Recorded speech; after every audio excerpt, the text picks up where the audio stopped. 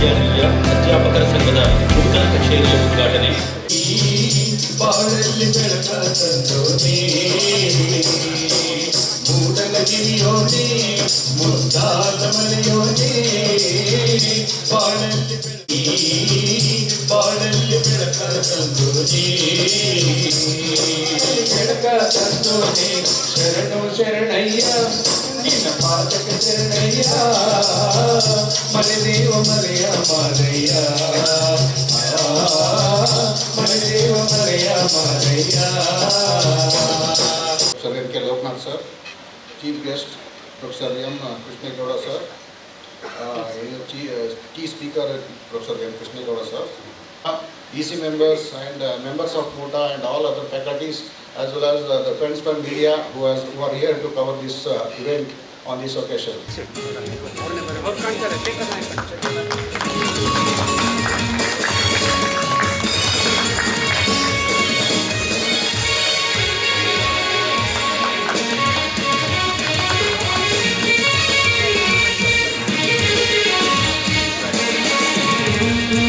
Sir, ದಯಮಾಡಿ ಈ ದಿನದ ಪ್ರಧಾನ ಭಾಷಣವನ್ನು ನೆರವೇರಿಸಿಕೊಡಬೇಕಾಗಿ ತಮ್ಮಲ್ಲಿ ವಿನಂತಿಸ್ತೇನೆ. ಒಂದು ಆರ್ಚರಿ ಸ್ಕೂಲ್ ಇದೆ. ಆ ಆರ್ಚರಿ ಸ್ಕೂಲು ಒಂದು ಕಾಡಿನ ಮಧ್ಯದಲ್ಲಿದೆ.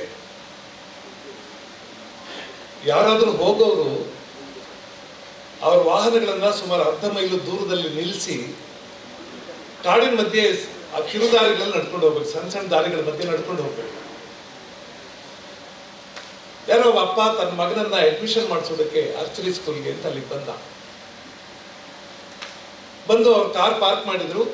ಅಲ್ಲಿಂದೊಂದು 10 ಮೈಲಿ ನಡ್ಕೊಂಡು ಹೋಗ್ಬೇಕು. ಸಣ್ಣ ಸಣ್ಣ ದಾರಿಗಳು, ಕಾಡಿನ ದಾರಿ.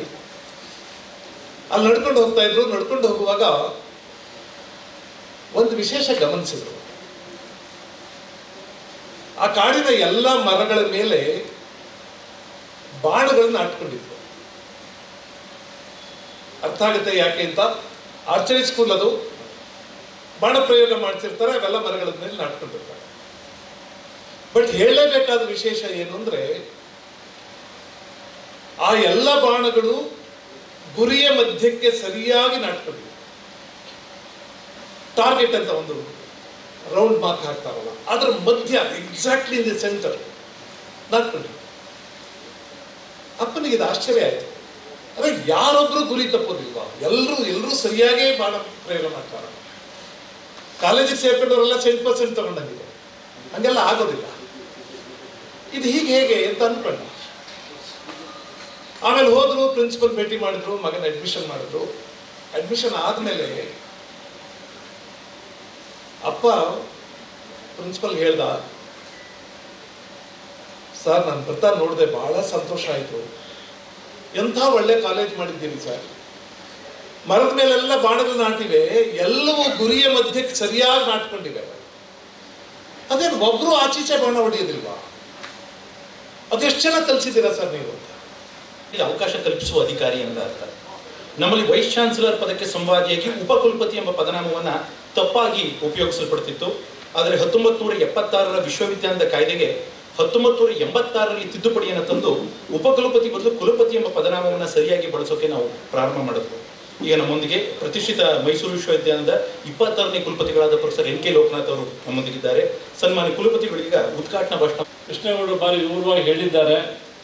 ಈ ವೇದಿಕೆಯಲ್ಲಿ, ಈ ಕಾರ್ಯಕ್ರಮದಲ್ಲಿ ಒಬ್ಬ ಅಧ್ಯಾಪಕರು ಏನು ಮಾಡಬೇಕು, ಹಾಗೆ ನಾವು ಹೇಗೆ ನಡ್ಕೋಬೇಕು, ಯಾವ ಥರ ನಮ್ಮಲ್ಲಿ ಒಂದಾಗುವಂಥ ಒಂದು ಕಾರ್ಯಕ್ರಮ ಆಗಬೇಕು ಅಂತ ಈ ನಿಟ್ಟಿನಲ್ಲಿ ವಿಶ್ವವಿದ್ಯಾಲಯದಲ್ಲಿ ಯಾವಾಗಲೂ ಒಳ್ಳೆ ಕೆಲಸಗಳು ನಡೀಬೇಕು ಅನ್ನೋದು ಎಲ್ಲ ಅಧ್ಯಾಪಕರ ಒಂದು ಆಸೆ ಅಥವಾ ಬಯಕೆ.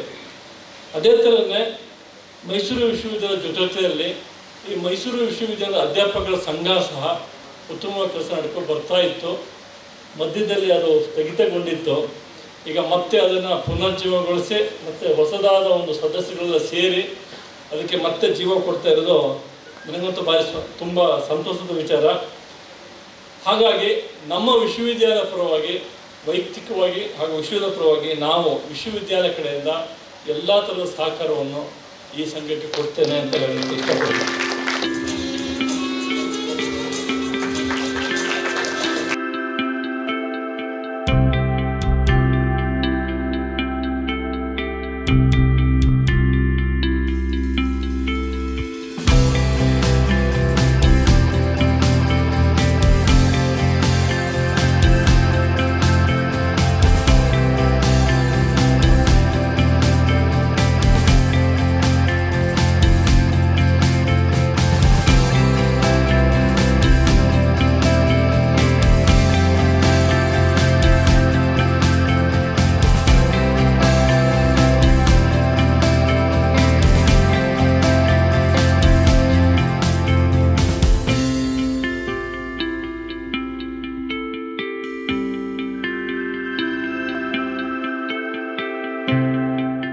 ಹಾಗೆಯೇ ನಮ್ಮ ವಿಶ್ವವಿದ್ಯಾನಿಲಯ ಕುಲಸಚಿವರಾದಂಥ ಸವಿತಾ ಮೇಡಮ್ ಅವರು ನಮ್ಮ ಶೈಕ್ಷಣಿಕ ಮತ್ತು ಇತರೆ ಚಟುವಟಿಕೆಗಳು ಬಹಳ ಪ್ರೋತ್ಸಾಹ ಮಾಡ್ತಾರೆ.